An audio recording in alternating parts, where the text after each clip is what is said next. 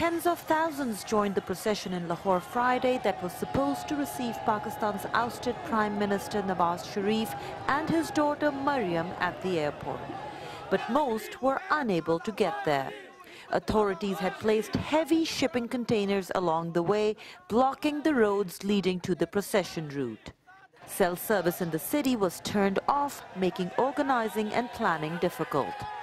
Party officials also complained of a massive crackdown on workers following a police roundup in the days leading up to the rally.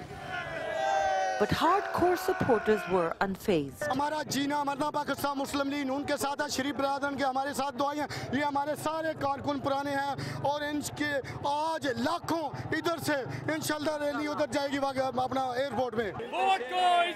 Punjab's interim government, installed to hold elections after the end of the elected government's tenure, said the party never applied for a permit and had no right to hold the procession. It also ordered a city-wide ban on public gatherings. The Sharif were arrested immediately after landing and whisked away via a special flight to the capital.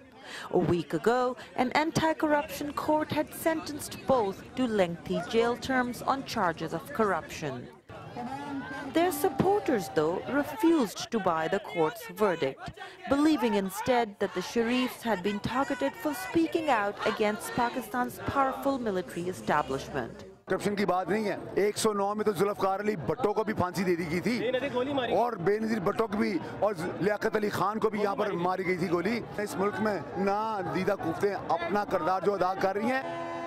Despite the Sharif's departure from Lahore, the party continued its procession, clashing with police in several places.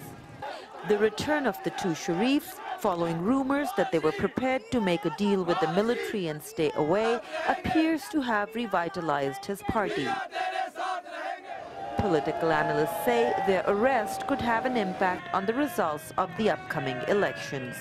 Aisha Tanseem, VOA News, Lahore.